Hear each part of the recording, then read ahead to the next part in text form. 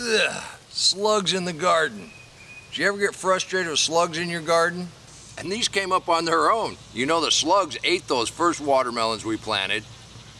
Beer, bread, and watermelon.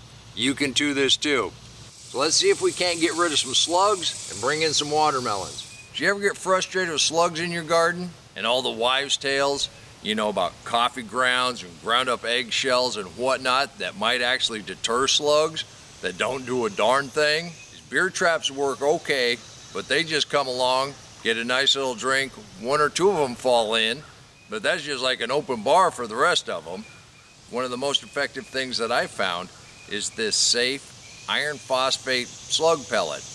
There are some other slug killers, but that's poison, and I don't want to put that on the garden. And here just recently I read an article about making bread. No, it's about slugs, but what they found is with beer traps and fermenting bread yeast, it's the fermentation, and they're doing more studies to see if they can't figure out exactly what attracts the slugs. And we got a group of scientists that are doing more studies to find out what part of that fermentation process with the yeast attracts those slugs. Whether it's with this bread dough or whether it's with a beer trap, I think we might actually be getting close to a solution to slugs in the garden. This is new to me too. So what we're going to do today is we're going to mix up some ingredients. We're going to get some containers, put some holes in them, set some traps, and then over the next couple days we'll see whether or not we catch any slugs. And for right now we're going to do a test. We're going to make some bread dough. Well, we're really not going to make bread dough. But let's go to the kitchen and mix up some of the... Now instead of making dough, which would be your flour and your yeast and your water, and you mix it up and you knead it, what we're going to do is we're just going to take some flour and we're going to take our yeast. We're just going to add this, and we're going to keep this in a container, and we're going to keep it dry. I'm going to add the whole pack of yeast because it seems like the fermentation is what attracts the slugs. I'm just going to mix that up. As the traps fill up and we dump them, we're going to want to change them out. Okay, so that's a goodly amount. Now if you have any kind of ice cream container or any other small container, I've got these coffee containers. Now what I've done is just come up from the bottom, and I'm putting 4 holes in here. I'm just sticking in the bottom, making a little triangle.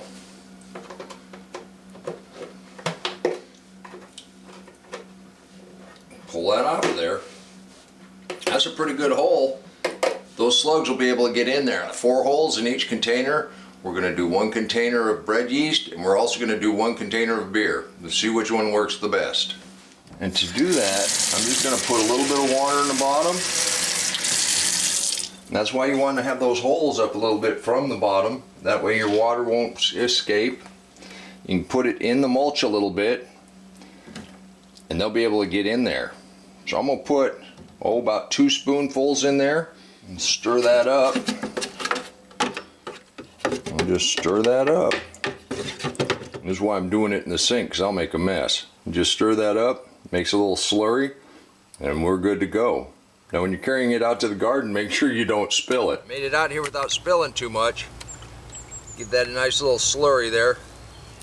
I think we're going to go ahead, we're going to put one right here by the cucumbers, right across from the new peas, and then I'm going to put one right here, right across from the new peas where we got bok choy coming up.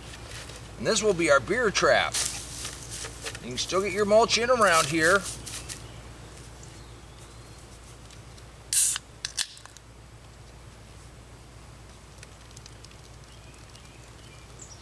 And then just pour enough beer in there to get up to your holes.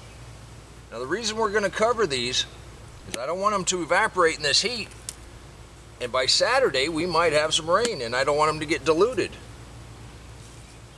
So that's all you have to do. We're going to check them in the next couple days and see which one catches more slugs. Now that we got that taken care of, check it out. The arugula's up. Got squash. More squash, zucchini. In the summer heat, especially if you keep them watered, your seeds will germinate very quickly. And if these work the way they're supposed to, it should keep most of the critters off of them, at least to begin with. I may have to put some insect netting on here. This curlicue, they're dried up on this one. Got a decent little thump. It's got kind of that dusty texture. What do you think? It's not gonna be as big as last year. If we're a little early, we still have 5 here. Let's see if we got anything. Oh.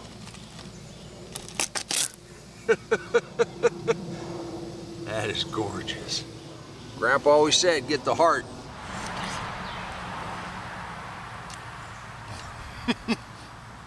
It's done. I'm telling you, now that I know they're done, gotta watch. The critters are gonna start digging in them. This is wonderful. You can do this too. And these were volunteers from last year. You know the slugs ate those first watermelons we planted. Beer, bread, and watermelon. You can do this too. Till next time, take care of yourself, take care of your family, and God bless you. Come on, let's plant. Let's go plant garden.